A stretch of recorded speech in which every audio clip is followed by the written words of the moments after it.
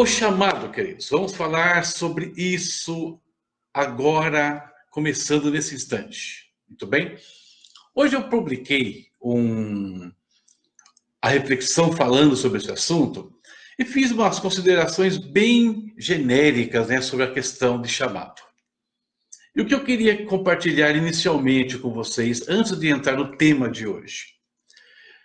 Compartilhar o que é o chamado, né? Essa é a pergunta que eu quero levantar de imediato. O que é o chamado? Para alguns isso é uma coisa muito clara. Para outros não são tão claras, não é tão clara assim. E uma coisa que eu acho muito curiosa sobre o chamado é que nos últimos tempos nós ouvimos pouco sobre isso. Eu quase não ouço uma pregação, ou uma fala, ou uma coisa em relação a uma aula de obreiros, que seja, aula de liderança, falando sobre o chamado. E por que eu estranho um pouco isso? Porque, da minha época de mocidade, quando eu comecei já logo nos primeiros dias como cristão, eu ouvia falar muito sobre o chamado. Né? E o que era, né? Qual era o pensamento que tinha sobre essa questão? Né? Vamos meditar um pouquinho nisso. Nós podemos dizer que o chamado de Deus é uma separação específica da parte dele, onde pessoas são comissionadas, né, para realizar determinadas tarefas ou ministérios, propriamente dito. Só que uma vez que a igreja ela é o corpo de Cristo, e sabendo que no corpo cada parte tem uma função, então nós podemos pensar que todos os filhos de Deus têm atribuições durante a sua vida, no seu ministério, no seu serviço a Deus, na sua adoração, naquilo que Deus quer usar, cada um de alguma maneira. Isso seria o chamado? De certa forma, sim. Então eu vou demonstrar para vocês que o chamado, ele tem fases. Né? E, de certa forma, e às vezes nós erramos em pensar em chamado só com uma coisa. Por quê? Porque até algum tempo atrás, ou até no meu tempo, o chamado, ele estava muito ligado, às vezes, a uma coisa, só pastorado, por exemplo. E não é assim no corpo de Cristo. A gente vai ver que não é bem dessa forma que a coisa funciona. Ok? Então, existe diversidade de ministérios, certo? E por existir diversidade de ministérios, temos que pensar o chamado de uma maneira mais abrangente, né? Sem ser tão fechado.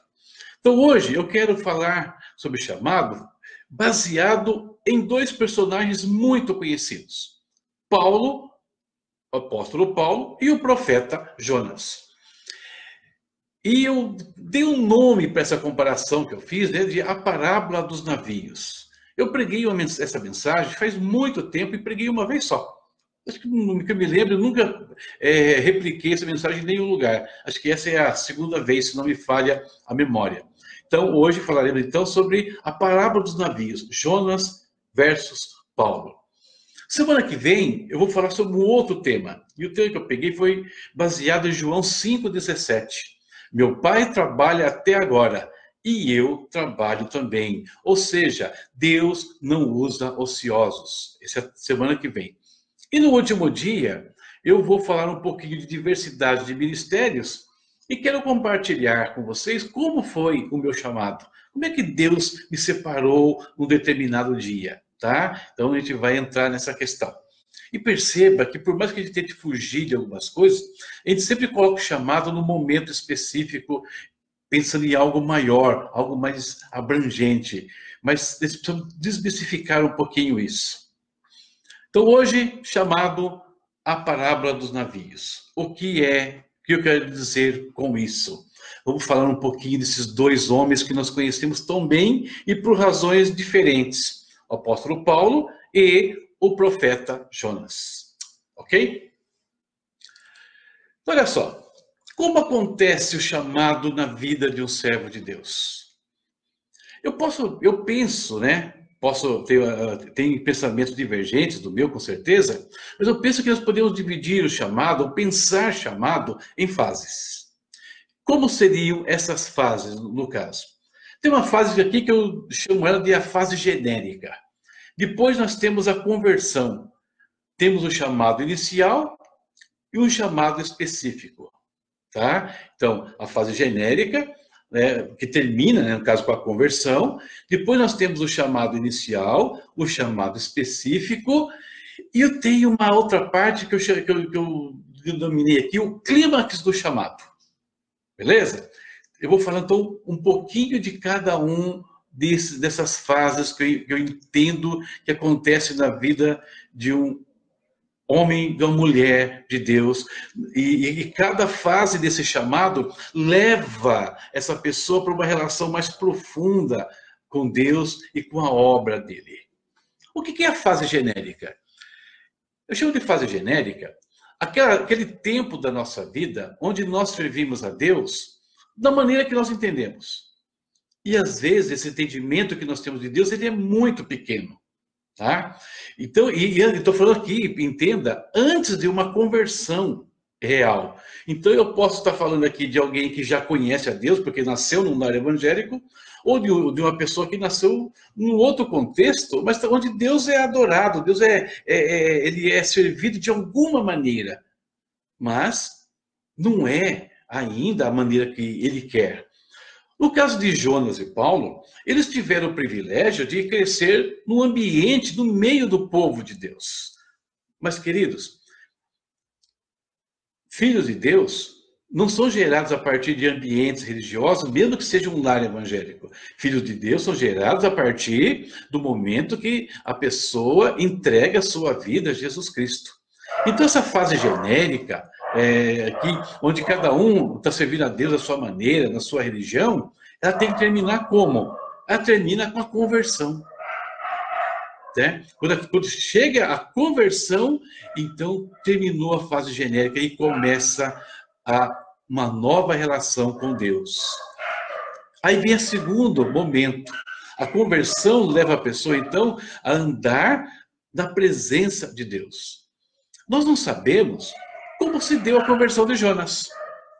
Né? Como é que Jonas, tendo nascido no meio do povo de Deus, em que momento ele teve essa concepção mais profunda de quem era Deus na vida dele e passou a servi-lo com mais fidelidade, com mais zelo? A gente não sabe. No entanto, lá em Jonas 1:9, ele diz que ele fala para os homens do navio: eu temo ao Senhor, o Deus dos hebreus. Então Jonas temia a Deus. Ele não era só apenas não pertencia, não era apenas alguém que pertencia ao povo de Israel. Num dado momento, ele passou a temer a Deus. Já no caso do apóstolo Paulo é diferente. Nós sabemos exatamente como ele se converteu. Nós temos ali em Atos 9, no capítulo dos versos 1 até o 6, todo o processo de como Paulo se encontra com Jesus Cristo. Então, a gente sabe o que aconteceu com Paulo. Mas sabemos que Jonas também passou pelo mesmo processo, em algum instante, de alguma maneira. Ele conheceu a Jesus Cristo. Melhor, no caso de Jonas, conheceu a Deus. No caso de Paulo, conheceu a Cristo aqui, no final. E a conversão coloca os dois no mesmo patamar, de servir a Deus. E quando a pessoa se converte, né? Quando eu me converti, quando você se converteu, né, no caso, ou vier a se converter, né, não sei quantos estão participando aí, ali nós já temos os primeiros indícios do que Deus quer fazer conosco, de como Deus vai nos usar na obra dele. Já no momento, desde os primeiros dias, já existem algumas características que vão se aprofundando, né, em nossas vidas. E vai acontecer ao longo do processo. Irmãos, entenda uma coisa. Quando nós aceitamos a Cristo, nós nos tornamos testemunhas dele. Atos 1:8 fala isso, né? Recebereis poder ao descer sobre vós do Espírito Santo e ser-me-eis testemunhas, né? Começando de Jerusalém e atingindo o fim do mundo, né? Os confins da terra. O apóstolo Pedro fala que nós somos o povo adquirido por Deus para anunciar as virtudes daquele que nos chamou das trevas para a sua maravilhosa luz. Isso é o que Deus fez conosco.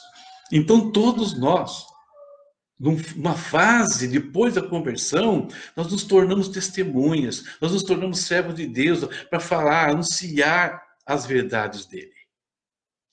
Então, fomos chamados. O que é a igreja? O que significa a palavra eclésia? São chamados para fora. Então, nós somos chamados desde o primeiro instante e temos ali já algumas atividades. No entanto, o que acontece?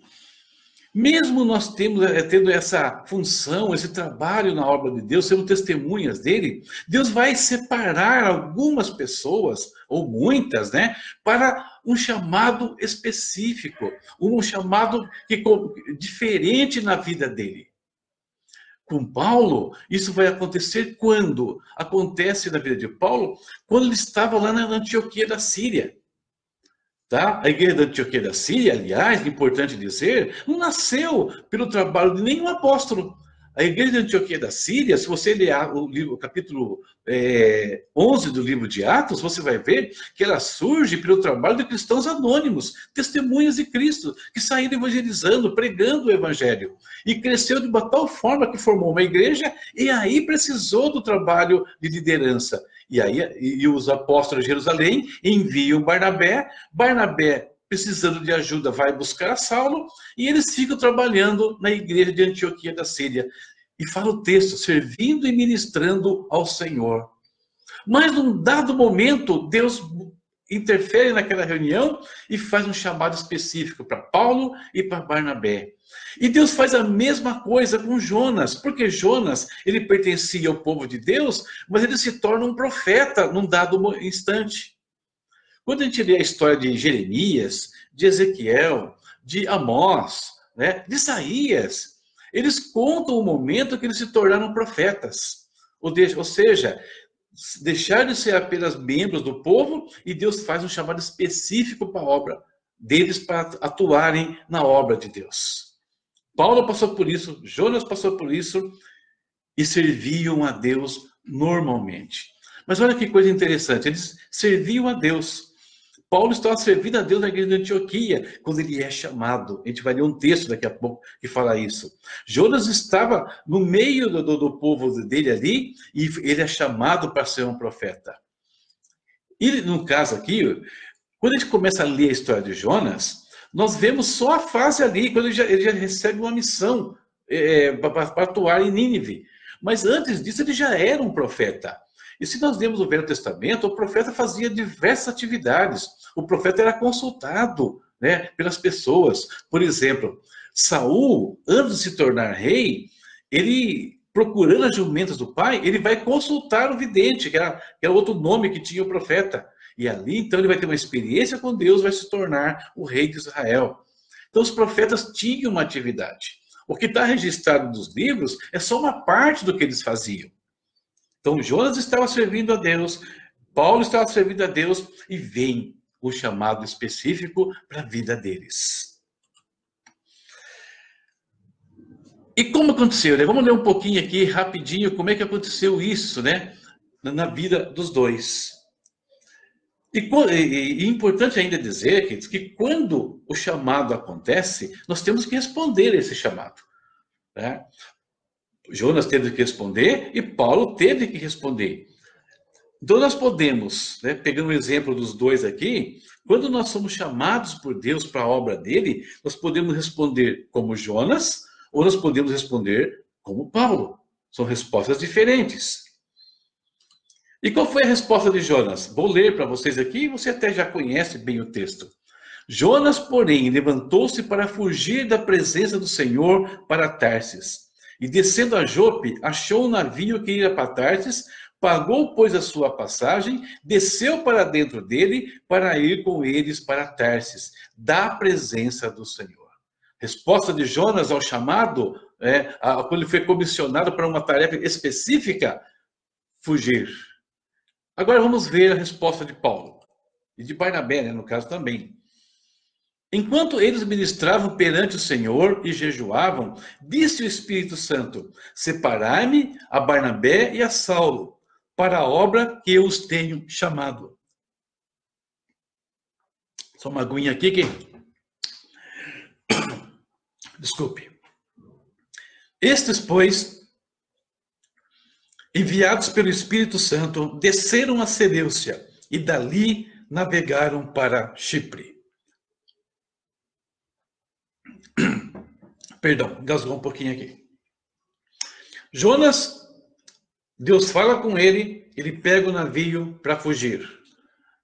Paulo, Deus fala com ele, eles pegam o navio para começar a obra de Deus. Olha a diferença na resposta desses homens em relação a quando Deus fala com eles. Queridos, e ambos os caminhos, tanto dos que servem a Deus, obedecem à vontade de Deus, quanto os que desobedecem à vontade de Deus, né, recuam diante do chamado, os dois caminhos são árduos. Os dois caminhos são difíceis, tanto quem rejeita, quanto para quem aceita. Não tem muita diferença no trajeto dos dois. A diferença maior e única fica, por quê? Porque quem aceita o chamado de Deus vai ter o cuidado de Deus a seu favor. Tem a provisão, tem o livramento e principalmente vai trazer bênção para muitas vidas. O inverso acontece com quem desobedece, ou quem foge da presença de Deus. A gente vai falar um pouquinho sobre isso. Então, quando nós nos afastamos da vontade de Deus, como foi o que Jonas fez, o que nos resta? A misericórdia e a paciência de Deus. Foi isso que livrou Jonas da morte. Paulo contava com o favor, Jonas só com a misericórdia. O que mais que a gente pode ainda observar aqui nesse processo? O fim do chamado. É muito curioso observar que o fim de cada um é diferente. Porque no caso de Jonas, né, ele foi meio forçado a cumprir aquilo que Deus queria. Como é que ele termina os seus dias? Reclamando, resmungando contra Deus. Como é que o apóstolo Paulo termina? Rejubilante, confiante e esperando o momento do seu encontro com Deus. Fins completamente diferentes, né? A gente observa na vida desses homens. E o curioso, que mesmo eles estando servindo a Deus, Paulo está servindo a Deus, e Paulo começa uma carreira, né? Primeira viagem, segunda viagem, terceira viagem. Jonas estava servindo como profeta ali em Israel, mas no meio de tudo isso, Deus mostra para eles que tinha uma missão específica para os dois. Tá? Uma missão muito clara para Jonas e uma missão muito clara para Paulo. A gente vai aprofundar essa questão. E essa missão específica que eu quero usar aqui, é que eu chamei, né, de a parábola, né, dos navios.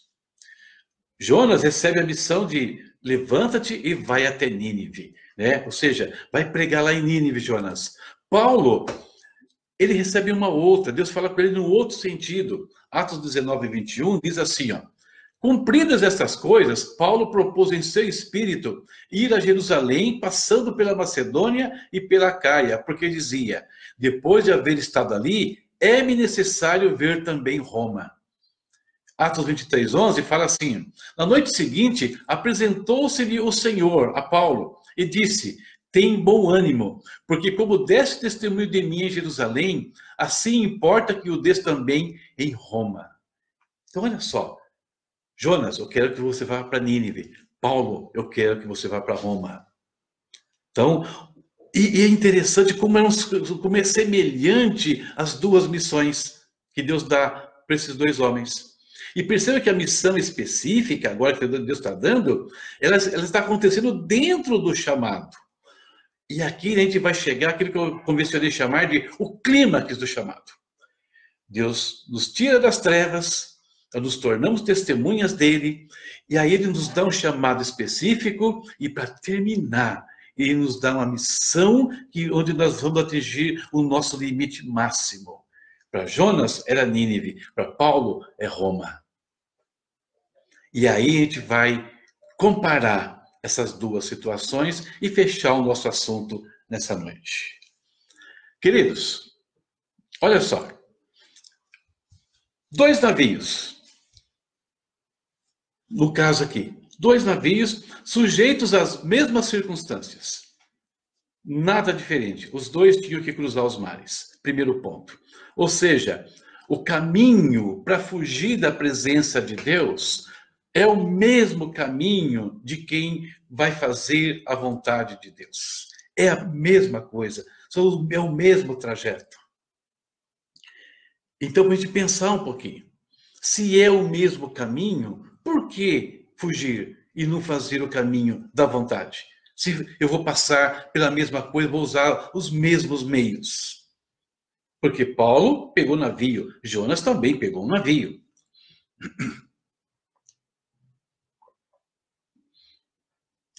Segundo ponto, né? Entre os navios para Tarsis e navio para Roma, né? Essa comparaçãozinha que eu estou fazendo aqui. Segundo ponto é o seguinte: os dois navios tinham sua carga, a sua tripulação e passageiros. Nada diferente. Mas cada um possuía um passageiro em especial. O navio que ia para Tarsis, lá atrás, tinha Jonas. O navio que ia para Roma, aqui, né, quando Paulo vai sair de Cesareia, tinha Paulo dentro desse navio. E perceba uma coisa, o navio de Jonas vai para Tarsis. Tarsis é Tarso. Paulo era de Tarso. Então, o Jonas está fugindo da presença de Deus, indo para a cidade, onde séculos mais tarde vai nascer um homem, Paulo, que dali ele vai caminhar para a vontade de Deus. Caminhos inversos. Perceba que coisa interessante. O que mais ainda sobre os Jonas e Paulo? Ambos recebem um chamado divino. Nós estamos vendo aqui. Um para pregar em Nínive, outro para pregar em Roma. Eles tinham funções bem claras e semelhantes, queridos. O curioso que é semelhante. Sabe por quê? Porque Jonas, ele vai pregar em Nínive, que era a capital do Império Assírio. Os assírios, que foram aqueles que destruíram o norte de Israel, as 10 tribos. Daí a indisposição de Jonas contra os ninivitas. Então, Jonas ele vai pregar para a principal cidade dos seus inimigos. Paulo vai pregar para a principal cidade do povo romano, o povo que dominava Israel nos seus dias. Perceberam a diferença? Os dois estão sendo mandados pregar para pessoas que estavam, de certa forma, prejudicando. No caso de Paulo, ele não sabia ainda, ele não vai ver essa situação, mas ele está pregando em Roma para um povo que é aquele que vai destruir Israel no ano 70, tá? Isso aí é outro assunto que a gente pode comentar em outro dia. Então, comissões muito iguais, muito semelhantes. Paulo e Jonas. O que mais que é interessante? Olha que tem um fato muito curioso. Fala que Jonas, ele chegou ao navio, ele pagou a sua passagem. Ele pagou para entrar naquele navio. Paulo, quando ele entra no navio para Roma, ele não gasta um tostão. Por que Paulo não gasta um tostão? Porque lá no meio do julgamento em Cesareia, ele apelou para César. Ou seja, ele usou um direito que ele tinha como cidadão romano. Quando Paulo fez isso, sabe o que estava acontecendo ali? Uma série de situações. Primeiro, ele estava se livrando do perigo de ser morto pelos judeus. Os judeus não tinham mais como colocar as mãos em Paulo. Segundo, Paulo estava garantindo que ele ia para o lugar que Deus falou no coração dele, ia para Roma. Terceiro, ele seria escoltado o tempo todo por uma soldadesca romana, ou seja, proteção. Olha que coisa curiosa. Enquanto Jonas tem que pagar sua passagem para entrar no navio, Paulo entra com tudo garantido, com todas as situações já resolvidas para ele chegar até Roma. E é muito curioso que ao longo do caminho, a gente vai perceber que o centurião que conduziu Paulo até Roma foi muito bondoso para com ele, deixava ele ver os amigos, deixava os irmãos visitá-lo, e os irmãos levavam para Paulo tudo o que ele precisava para aquela jornada. Olha a diferença.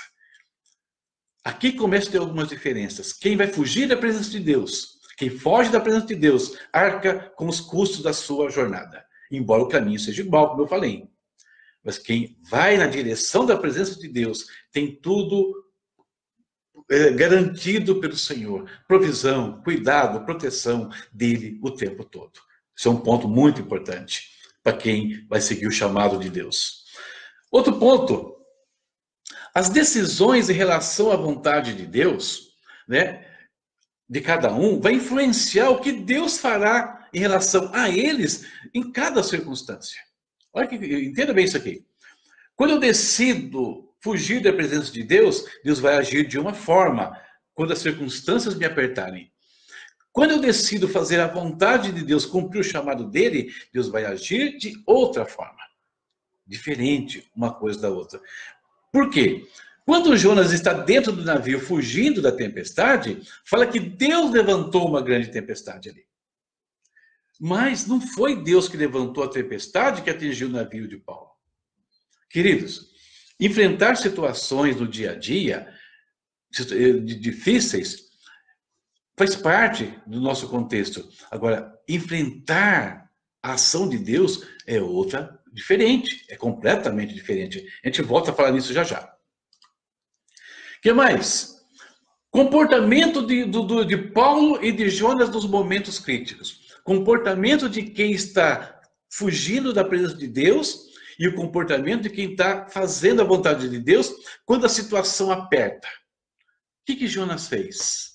Quando ele entrou naquele navio, ele foi para o porão do navio dormir. Ou seja, a tempestade estava ali a toda. Os marinheiros se esforçando, jogando coisas para fora do navio, né? Tentando se salvar, tentando salvar a vida de todos. E Jonas dormia. Simplesmente dormia. E o Paulo? Ele tem um comportamento dentro do navio de Roma, quando a tempestade chega, completamente diferente. Ele demonstra compromisso com as pessoas que estão ao redor dele. Ele se preocupa com elas, ele age em favor delas. E uma outra coisa curiosa, foi que Jonas dormiu profundamente dentro do barco. Você se lembra de alguém que dormiu profundamente no meio de uma tempestade, também dentro de um barco? Lembrou de alguém? Não, se você não lembrou, vou te lembrar. Jesus Cristo. Os discípulos lá no meio do mar da Galileia, a tempestade acontecendo, e fala que Jesus dormia dentro do barco. Olha que coisa curiosa. Ah, mas Jesus está dando uma de Jonas? Não, queridos.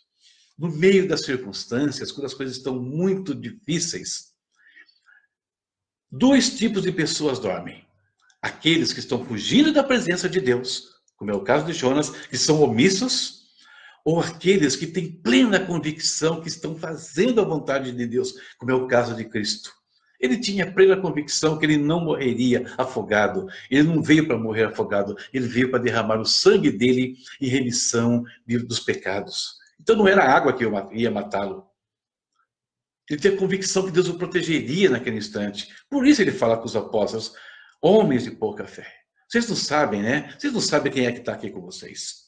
Tanto é que quando ele ordena ao mar e ao vento que cessem, os discípulos, quem é esse? Que até o mar e o vento lhe obedecem. Eles não sabiam quem está do lado deles. E ele podia dormir tranquilo no meio de tudo aquilo, sem ser omisso. É diferente uma coisa da outra. Outro ponto. Nós estamos vendo aqui, os dois barcos enfrentaram tempestades, certo? Certo. Só que, vamos relembrar, Jonas, uma tempestade, que fala que Deus levantou aquela tempestade. E Paulo? Ele enfrentou uma tempestade conhecida, tinha até nome a tempestade, um euroaquilão, né? Um tipo de vento comum naquela região e que os marinheiros evitavam até. Então, olha só, qual é a diferença aqui? A diferença, irmãos, que aquilo que o próprio apóstolo Paulo vai escrever algum tempo mais tarde. Não veio sobre vós tentação senão humana, mas fiel é Deus que não vos deixará provar acima do que podeis. Antes, com a aprovação, vos dará também o escape. Paulo estava enfrentando uma coisa comum, humana. Jonas estava enfrentando as consequências da desobediência a Deus. Diferentes. Completamente diferentes. Outro ponto importante, para a gente pensar. Ambos os barcos sofreram perdas. Perceberam que o barco que Paulo está indo para Roma teve que jogar tudo fora. E o de Jonas também. Os dois barcos sofreram perdas. Só que as de Paulo, Deus reparou todas elas. E as de Jonas? Não. Só prejuízo. Outro ponto, continuando. O comportamento de Paulo e Jonas, de novo, mais um detalhe de comportamento no meio da tempestade. Jonas, ele não se identifica, ele não fala nada com ninguém, ninguém sabia quem era Jonas. Ele só vai dizer quem ele é quando ele é pressionado. Aí ele fala, eu sirvo ao Deus dos hebreus, eu temo ao Senhor. Não falou nada. Paulo, ao contrário, desde o primeiro instante, mesmo antes da partida, Paulo pregou para os reis, pregou para os governadores, pregou para os judeus, Paulo pregou para todo mundo sabia quem era o apóstolo Paulo. Não se escondia identidade e firmeza no seu testemunho, sem vergonha de mostrar que era um servo de Deus. Esse é um outro ponto importantíssimo. E quase indo para o nosso final, faltando algumas 2, 3 coisinhas só. Primeiro, as consequências dos atos de cada um atingem a todos no navio. No caso de Jonas, o que ia acontecer com aquele povo? Todos iam morrer por causa de Jonas. No caso do apóstolo Paulo, todos iam viver por causa de Paulo. Olha que coisa distinta. Quem foge pode colocar em risco quem estiver por perto. Quem faz a vontade de Deus livra a todos os que estão perto dele. Olha a diferença, que coisa terrível. Então, o chamado, percebam como é importante nós entendermos o que é o chamado e estarmos prontos para fazer aquilo que Deus pede de nós. Olha as consequências que isso gera no mundo espiritual e também aqui ao nosso redor. A salvação, né? Olha, então, nessa questão do morrer que eu falei aqui, a salvação do pessoal do navio, olha que coisa legal, né? Dependia deles se livrarem de Jonas. Vocês me joguem no mar e vocês vão viver. No caso de Paulo, a salvação de todos eles dependiam de eles ouvirem o que Paulo está falando. Se você ler o capítulo 27 de Atos ali, é muito interessante. Eles tiveram que ouvir a Paulo. Se não estivessem ouvido o apóstolo Paulo, todos teriam morrido. Precisava que ele ficasse vivo com eles. No caso de Jonas, não. Precisava se livrar. Joga para fora. É problema. Não vale a pena fugir da presença de Deus. Penúltimo ponto. A trajetória de Jonas, a trajetória de Paulo. Jonas tem um caminho solitário até o fim da sua missão. E Paulo, por onde ele passa, ele é protegido, ele tem pessoas do lado dele, ele ora, pessoas são curadas, ele é picado por serpente, ele não morre, e a turma fica todo mundo, quem é esse homem? Então Paulo tem um caminho sempre muito cercado de muitas pessoas, até o fim, né, da sua carreira. Outro ponto, né? Como eu falei lá atrás um pouquinho, Jonas o resmungão, ele termina resmungando, reclamando, insatisfeito com a situação toda. Paulo termina feliz da vida, alegre, pregando o evangelho, com a convicção que a coroa, que ele tinha combatido um bom combate, guardado a sua fé e que a coroa da justiça estava à sua espera assim que ele partisse. Fins diferentes, né? Completamente diferentes no caso. E a pergunta, fechando esse pensamento de hoje, falamos do chamado. Eu não sei em qual fase Deus está trabalhando na sua vida. É na genérica, ou seja, você ainda não chegou, não conhece a Deus, não se converteu, não entregou sua vida a Jesus Cristo ainda? Talvez a maioria de vocês tenham feito isso. Ou talvez a maioria de vocês seja como eu fui durante muito tempo. 2 anos dentro da igreja, sem compromisso com Deus.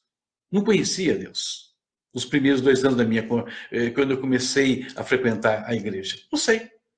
Qual é a fase que você está vivendo?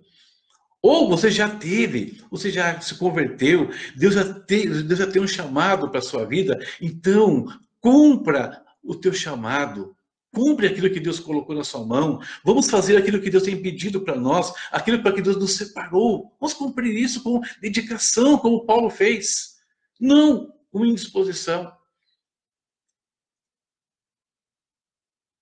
Deus definiu o que você quer, faça isso. Ou talvez você já esteja vivendo o clímax, o ponto alto do seu chamado. Se é assim, cumpra a tua carreira até o fim, né? Com as palavras de Paulo, repetindo aqui, né? Cumpra a sua carreira, guarda a sua fé e espere depois a coroa da justiça reservada para aqueles que amam a Deus. Esse é o nosso papo de hoje, falando sobre chamado, queridos. Uma pincelada aí, comparando Jonas e Paulo. Eu espero que isso tenha abençoado a sua vida, espero que isso te ajude a percorrer a carreira que Deus propôs para você, né, para o seu ministério, na sua família. Espero que isso ajude você de alguma maneira, tá bom? Deus abençoe a todos vocês. Obrigado a vocês que acompanharam desde o começo, que estão aí presentes, tá? Eu não consigo ver aqui o nome de todo mundo, mas deixa eu ver quem está aí. Acho que eu consigo falar com alguns, pelo menos. A Babi, né, lá no começo, a pastora Sandra, que está junto com ela, né? Deus abençoe vocês. Michele Canela Cruz, né? Deus abençoe, boa noite, Michele. Evandro Alves de Moraes, a Gildete Monteiro, Estélio Spurgeon, Fernanda Santos, Kelly Cristina, né, sempre presente aqui, né, nas lives, para a gente estar por aqui.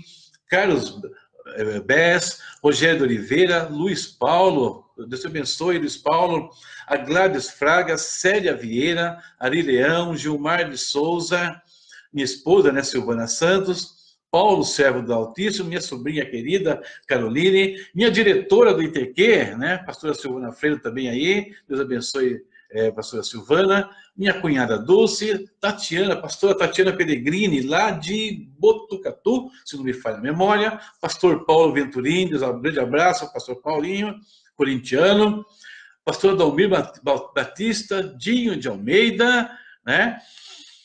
Quem mais? Muito bem, é isso, queridos. Muito obrigado a todos vocês que estiveram aqui conosco, tá? Mais uma vez, Deus abençoe a sua casa, a sua vida e a sua família. Queria falar algumas coisinhas aqui para vocês, para fechar e para a gente descansar no dia de hoje, às 11h13.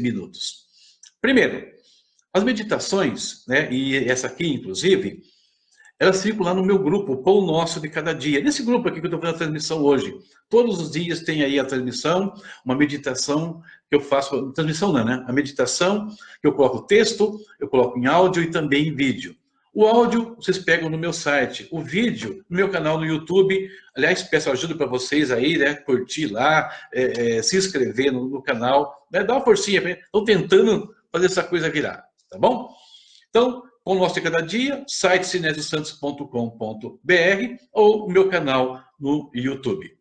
Próxima quarta, mesmo horário, segunda live falando sobre chamado. E o tema, então, como eu disse, meu pai trabalha até agora e eu trabalho também. Deus não usa ociosos.Esse é o nosso segundo tema para a semana que vem. Pessoal da IDI aqui, Freguesia, Deus abençoe vocês. Espero que isso ajude também o trabalho de vocês aí, o treinamento de vocês.